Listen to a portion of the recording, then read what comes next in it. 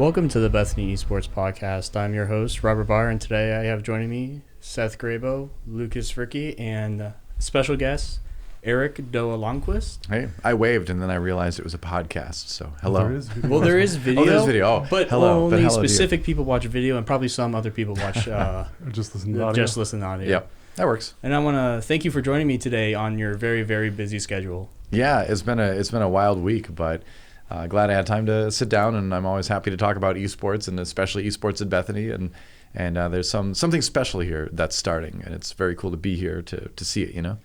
And speaking about it being very special, I've heard that you were a lot in the reason why we got this going. Do you want to kind of describe on what your input for that was? Well, there was a series of emails last fall that went around between me and several other people. I know Seth, you were a part of that. I think Lucas, were you part of those initial emails or not? It's like a year ago almost. Not initially, now, but I was added on. Right. Towards the end, yep. Yeah, and then of course my cousin Brian Klebig was on those emails, Ted Monty, and I'm sure I'm forgetting other people, but yeah. So basically, some emails started going on where it's, we're thinking about starting an esports program at Bethany. You work in esports, so what do you think? And I was like, well, that would be awesome, but I doubt people will go for it. But I'm like, well, let's do it, So I helped draft the proposal, and we did the best we could and sent it off. And I honestly was like, well, that was fun, but I don't think they're gonna go for it.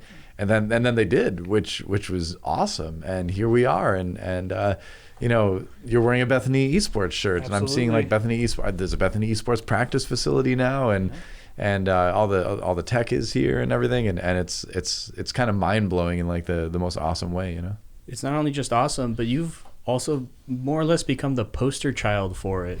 Your face is everywhere involving Bethany Esports. That never stops being weird. Let me tell you, I'm very thankful that my career has gotten me to this position, but as the humble Midwesterner in me is kind of just well, I'm just that nerdy gamer guy from Minnesota, I worked really hard, and I'm shocked that it got to this point, but I'm just thankful, and now I want to just use that to help as many people get to do what I do and get to work in the industry I work in, and I think Bethany can be a big part of helping that too.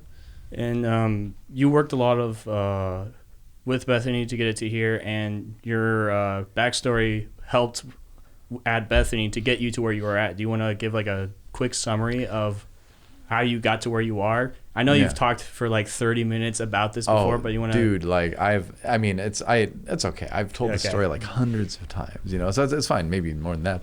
But no, the cool thing is that I feel like my esports career really started at Bethany, in that I got to be part of the MSU hockey broadcast, and just the hands-on experience I had running cameras for 3 years, and I worked a little bit on graphics packages, and I never did any commentary, but just in terms of all that stuff, lugging the equipment around, seeing the flow of a sports broadcast, having the responsibility of my camera shot being on television, and so many people kind of depending on me following the puck correctly on this tiny little 4x5 inch black and white monitor, and it's feeling that pressure, being part of that process, really did a ton in preparing me for what I do now, And I never intended to really go into broadcasting professionally. I thought it was really fun. I thought it was a really fun hobby. And even when I started doing esports casting, it was as a fun hobby. And it just kind of happened to grow from there.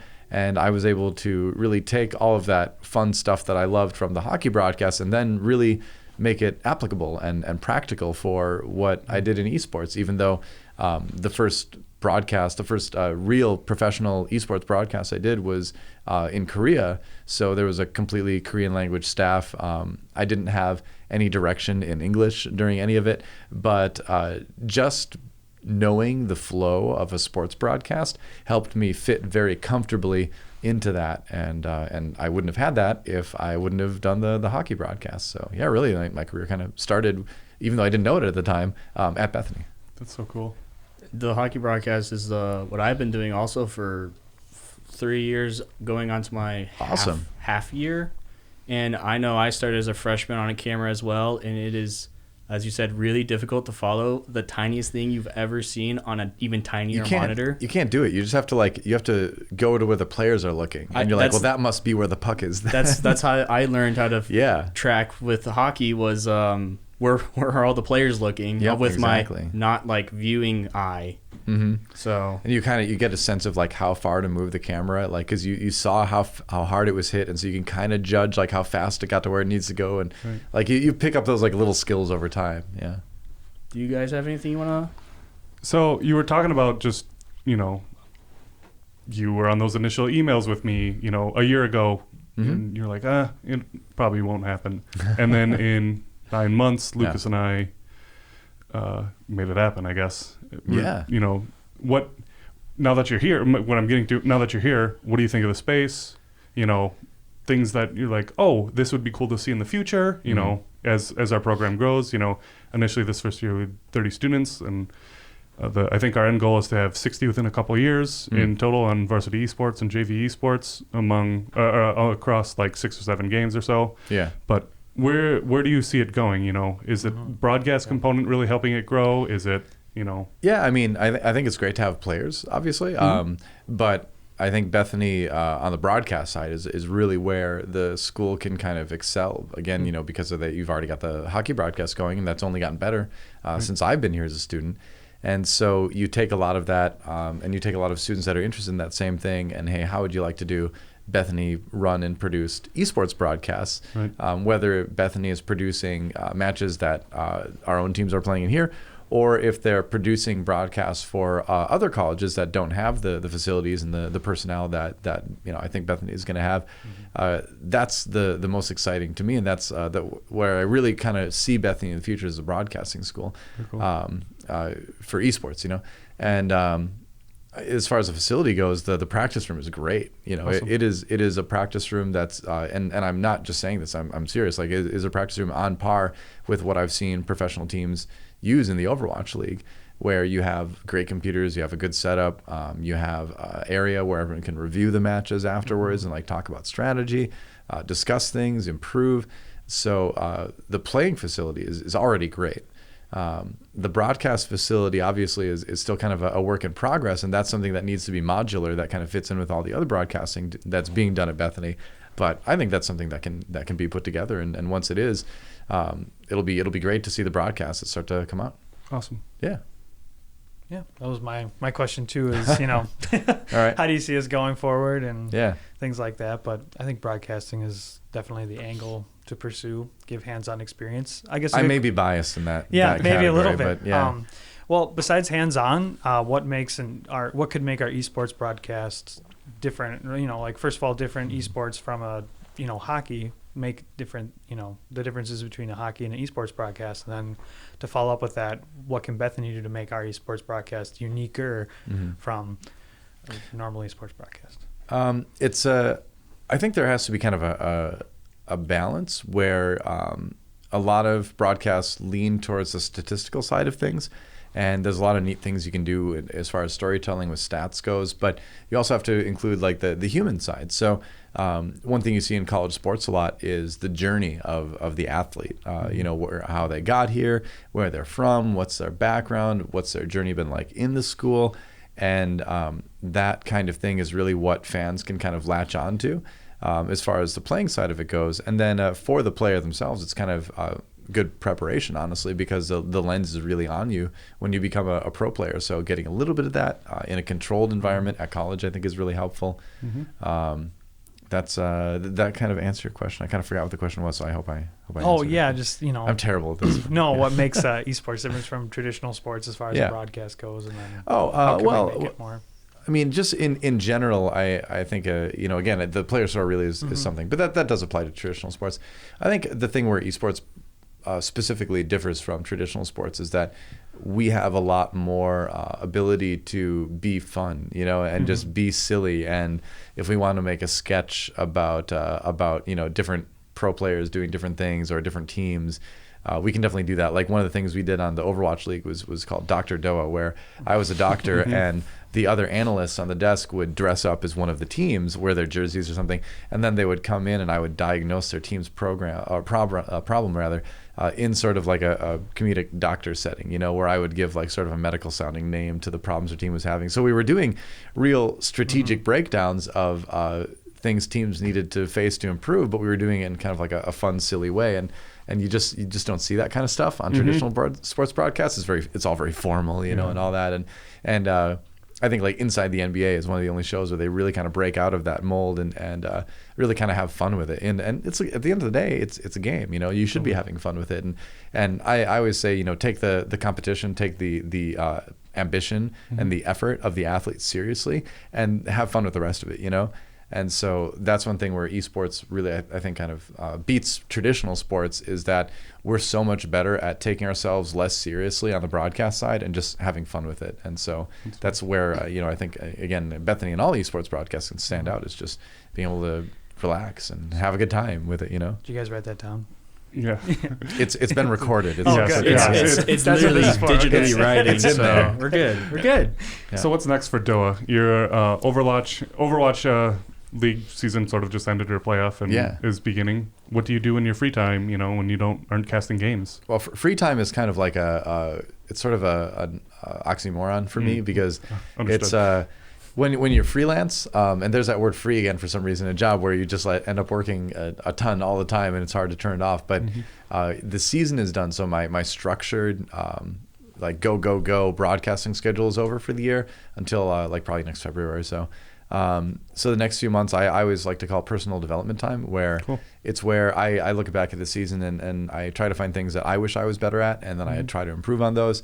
It's a good opportunity for me to work on some side hustles, some side projects that I'm trying to do, mostly for fun, but for fun with a level of seriousness that makes it so that it could become, you know, something else. Because again, you know, as a freelance person, you always need to be finding more ways to diversify and add more income into your career overall. And so this is a chance for me to try some things. And because I have the position at the Overwatch League, you know, I can be bold and I can try a lot of things even if they fail, and just, you know, eventually kind of add more things on and have a lot of fun with it, but kind of grow the career overall. So that's very fun. That's what I'll be doing. A lot of Warhammer miniature painting too. Yeah. Gotta make time for that. That's my meditative, you know, kind of chill thing, is doing some streams where I paint little plastic miniatures. Yeah, you should plug your socials here.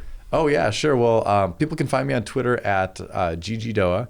You can find me on twitch.tv at ggdoa or /ggdoa on Twitch. And then Instagram, because somebody stole GG Doa. I'm actually DOA Games on Instagram. Yeah, and that's what I'm really trying to build right now. So if you follow anything, follow Instagram, please. Sweet. Okay. Grow your Instagram. Yeah. You said that you take the few months before the Overwatch League restarts as personal development. What like advice would you give like college students that wanted to get into the esports market, or like anywhere, whether it be a player or like a broadcasting person? How would you what advice would you give them so they can develop themselves to get in or be ready? I would say the best, and it sounds so cliche when I say it, but it really is the number one thing is just do stuff, you know. If you're passionate about it, if you want to be a player, make content. If you want to be a caster, make content. No matter what you want to do in the esports sphere, take that thing you want to do and do it the best you can right now. And when you're doing this, you're going to do two things, right? You're going to improve at it by virtue of just simply practicing, right? The more you do it, the better you're going to get at it. And then the other flip side of that is that you're going to show people that you can be consistent and that you are going to be a good person to hire later on, because not only will you keep working at something, but ideally you can also show that you do improve over time too, which is something that an employer is looking for, you know, especially if you're in a situation like mine where a lot of my contracts are for like a year, 2 years, you know, longer term contracts with organizations like Blizzard and Riot and all that, and so you need to show consistency and show improvement. And the best way to do that is just start making stuff and don't stop, you know.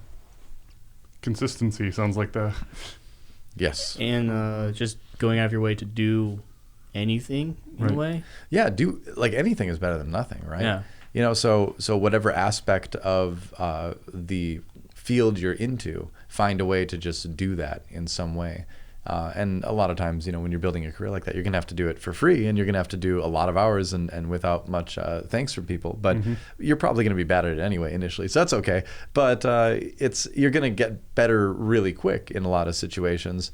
And yeah, I mean, like, if you have a cell phone and an internet connection, you can make content, and, let's say if you want to be a journalist, there's websites like Medium where you can put your articles on, and then you can share those on social media. You can share those on other platforms where people are talking about the same thing. So you can build your social media presence and at the same time build your resume too, essentially. So yeah, there's whatever you want to do in esports, just find a way to do it as best you can at that moment. Even if it's not perfect, just doing something is so good.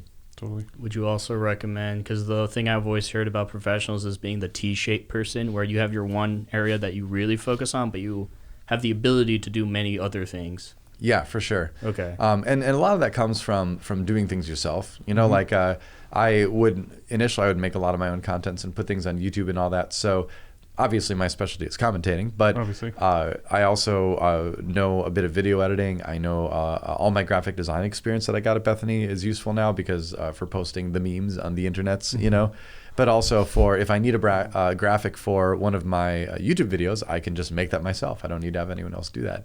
So that's kind of what you're talking about, where my specialization is clearly not speaking English, but it's commentating. But then I've also got these generally art-leaning side, areas of semi-expertise that can help me, and then also just kind of open up more opportunities. Totally. I think that's unfortunately all the time we have. Doug's got a very, very busy Thanks schedule. Busy schedule. Happy to be here. I'm thankful that you took the time to sit down with us. My pleasure, man. And I want to thank everyone for joining us today on the Bethany Esports podcast, and I hope to see you in the next one.